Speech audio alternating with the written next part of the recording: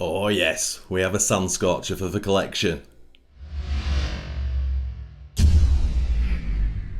Hey guys, welcome back to Tamiya Legends, and once again, thank you for stopping by. So as you can see, I've got myself a Sand Scorcher at last for my collection. And we're going to do a little bit with it. We're not going to venture away too much from how it should look, but we've got some goodies to add to it, which we'll go through in the video. But before we get into that, a huge, massive thank you to EuroRC for sponsoring this video. If you don't know, EuroRC can be found on Instagram, Facebook, YouTube, and of course their fantastic website. All the links will be in this video's description to that, and there's also a Tamiya Legends 5% discount promo code to use for anything you're buying RC related from them. So it's funny, so when EuroRC contacted me and have done in the past, this is a kit I've always looked for, but they've never had any stock of it every time I've looked. So this time round I jumped on, and before I even got to the website I was like, please have a Sand Scorcher, and obviously they did. This kit is something I've wanted for a long time, but they seem to sort of come in peaks and troughs. Sometimes there's a few of them for sale and sometimes there's nothing, and then obviously the ones that are for sale are just ridiculous prices, which I wouldn't pay. So I'm, as I always say, I'm super excited to have this one. So if you don't know, where have you been? This first came out originally in 1979, and obviously it's the SRB chassis. Such an iconic Tamiya buggy. Some call it the daddy of the first 100 because it's just so recognisable. Obviously this is not the original, this is a re, but nevertheless it's extremely close to the original. It was actually Tamiya's 16th RC car, so that makes it 58016, 1979. That makes you feel old, doesn't it? And also, and this is just my personal opinion, I'd say this is quite possibly the most customised RC Tamiya car out there. I could be wrong, because shout out to Adrian, he said in the comments when I did the community post yesterday that it could be the Clodbuster, and yeah, thinking about it, you could be right, but it's certainly up there, isn't it? Because there's so much you can do with these, and I'm not just talking about throwing different colours of paint on. There's a never-ending list of hop-ups for it. So as I said, this is for my collection. Definitely going box art, which I'm a little bit wary about because it's a hard body and that paint job doesn't look the easiest, but I've never done one, so I don't know. I think what we'll do now is I'll bring a camera over and we'll have a good look at this kit, and then I'll come back on and I'll show you the bits that I've already ordered for it. Well, my friends, you've always got to start with Tamiya box art, haven't you? Beautiful. 2010 release, this. What a good looking car this is. Yeah, and all the way back from 79 as well, which is pretty incredible. So yeah, the only odd thing I found about the actual box art was the sort of alloy exhaust it's got coming out the back, and of course that front alloy cage, which you don't get in the kit. But that's easily remedied. And look at that. This one is done correctly, isn't it? Let's take that silly speedo off. What we got?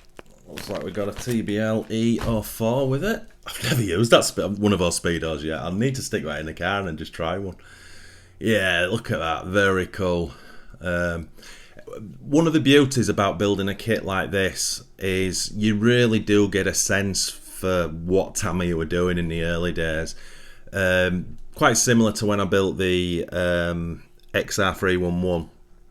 Probably more so with that kit. That was kind of a model that you could use as an RC car. This isn't a million miles away from it, but I would say this is probably, when they did it, was more of an out-and-out RC car, if that makes sense. But just what a thing. I mean, cast gearboxes. Look at these universal joints. My dad used to use those. He used to call them Hugo universal joints, and he used to use them on the model boats he built. So I'm really familiar with that, and when I look at it, it just takes me right back to my dad's model shed. Reminiscing. The memories and nostalgia, my friends, that's what it's all about. Obviously, if you don't know, this has got the Grasshopper tyre set on it, although this was way before the Grasshopper. So we've got the really front skinnies, and then the rears of that, what would you call them, like beach tyres. Got all this cast stuff down this side. Standard 540 motor with it, which is cool. Look at those rear arms at the top. Look at bearings. I presume it's got a full bearing kit with it. And then, of course, the body. And is there a more recognisable body than that? I very much doubt it. I think, and I probably should have done my research, but this changed from the this is different from the original, I believe, and I can't remember why. As I say, I should have done my research. This, I think this was the reason it's different. Well, I don't know why it's different, but the changes were made because I believe the first re kit using the Beetle body was the Monster Beetle that they brought out. I think, I might be wrong in that, it could be this at 2010. In fact, yes, it must be this. I'm talking crap. Yeah, and you don't get a rear window with it, whereas I presume the original definitely would have had that. That's the black cage you get in the kit, but we've obviously, I'm gonna show you in a bit, but I've ordered the alloy version of that. Lots of nice detail as well on this kit. Obviously, you've got the hard detailed body, but you have these lights and mirrors. You know, look really cool. And that is your, I'm gonna say waterproof, but that's kind of your grime protection. Which is all your electrics go in there on the chassis. If you've never seen an SRB build, you're gonna like this one. I built one on the channel about 2.5 years ago. I think it was a Rough Rider or the Buggy Champ, I forget. But it's the SRB is an extremely different build, and it's a very satisfying build because, and I don't want to harp on about it, but you just get a really good appreciation for what Tamiya were doing back then, and obviously they were the game changer back then. I mean, they were the only ones who were knocking stuff like this out every other week, so it seems. So yeah, I won't take all the bits out, you get what's there, but as I say, the build video is coming very soon. So yeah, a really cool thing. So, as I say, I'm going 100% box art with this on the body. The white and the blue paints have arrived in TS, which is really cool. So the first thing I wanted to do, it's funny because it comes with that picture of that alloy bumper on the box art. You don't get that in the kit, you just get the sort of what I would call the original SRB bumper. But you can get these aftermarket alloy ones. But when I was looking for that, I came across this one. And I thought, do you know what? I'm going to be a little bit different and kind of go away from what everyone else does. So that's the front bumper of choice, and I kind of think that's really cool. Now, of course, you have to put an alloy, you don't have to, but most people, or a lot of people, put the alloy rear cage on it. So I've ordered that, and that together with the front bumper is going to be absolutely awesome.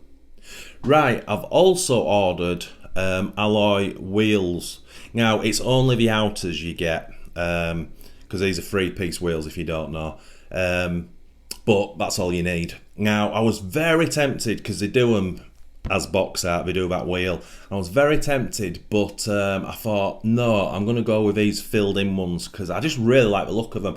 I actually had a Sand Scorcher a couple of years ago, a real customised one, and it had those on, and I thought it looked superb. And they're really, obviously with being alloy, they're really nice and shiny.